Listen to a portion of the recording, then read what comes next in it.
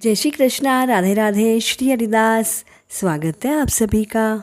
आप सभी को वट सावित्री व्रत की हार्दिक शुभकामनाएं। मान्यताओं के अनुसार वट सावित्री का व्रत रखने पर पति पर आने वाले सभी संकट दूर हो जाते हैं और अखंड सौभाग्य प्राप्त होता है।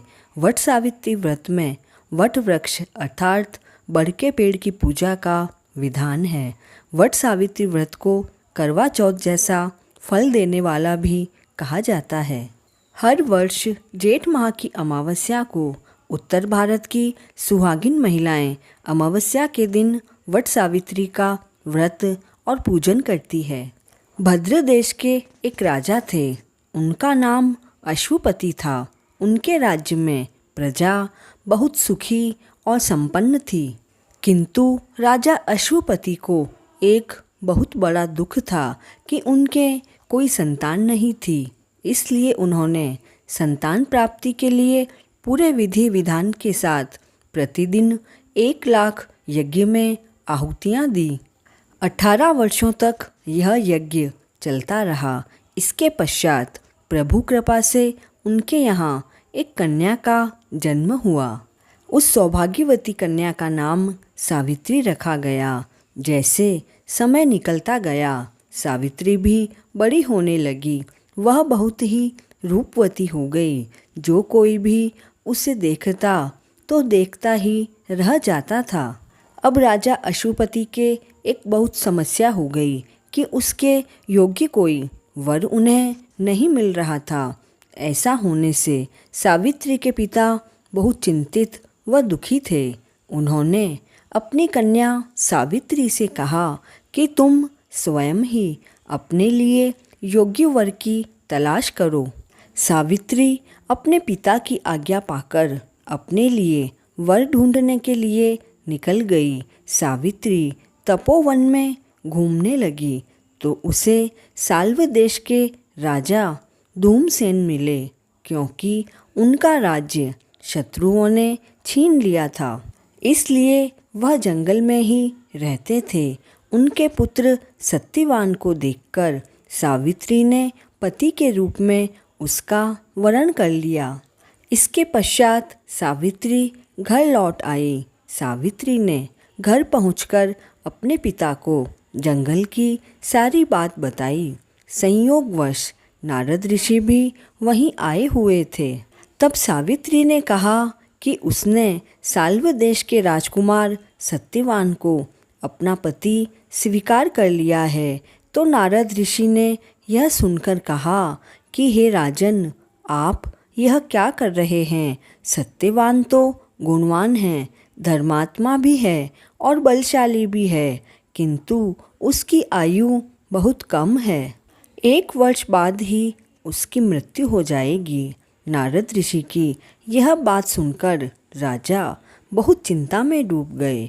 उन्होंने सावित्री से कहा, हे पुत्री, तुमने जिस राजकुमार को अपने वर के रूप में चुना है वह तो अल्पायु है।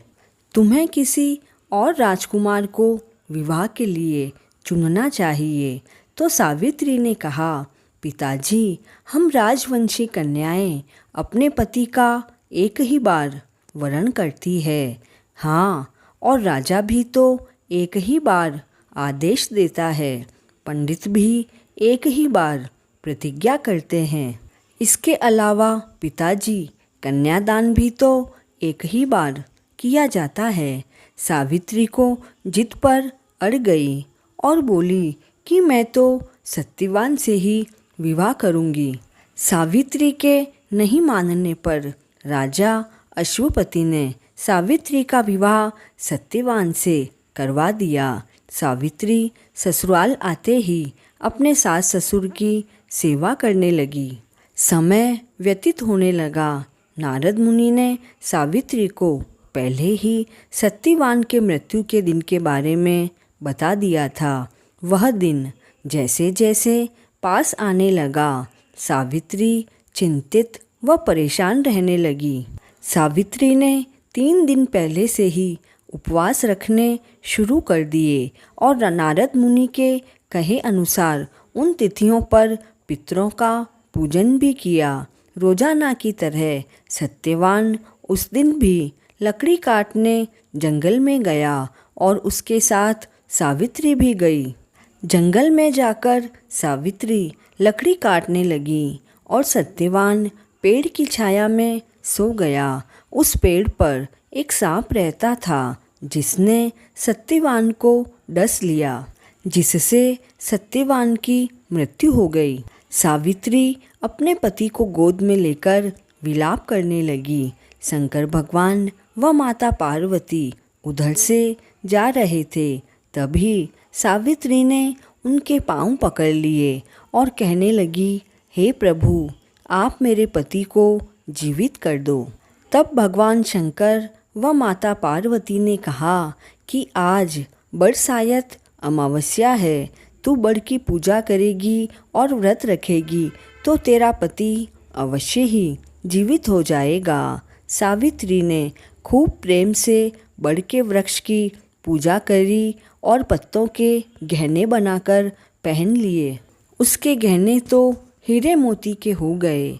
धर्मराज जी आकर सत्यवान को ले जाने लगे तो सावित्री ने तो उनके पांव पकड़ लिए। तब धर्मराज ने कहा कि वरदान मांगो। तब सावित्री ने 3 वरदान मांगे।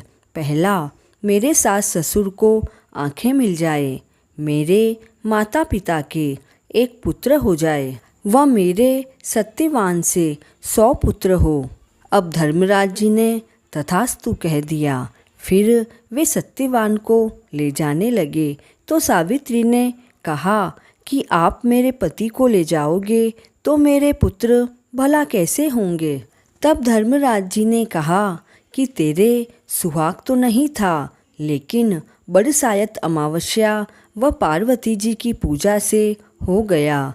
हे बरसायत अमावस्या, जैसा सावित्री को सुहाग दिया वैसा सभी को देना। कहते को सुनते को सभी को देना, अपने पूरे परिवार को देना। इस अखंड सौभाग्य को देने वाली कहानी को अधिक से अधिक शेयर करें और चैनल पर नए हैं तो please like, share and subscribe this channel. जय श्री कृष्णा।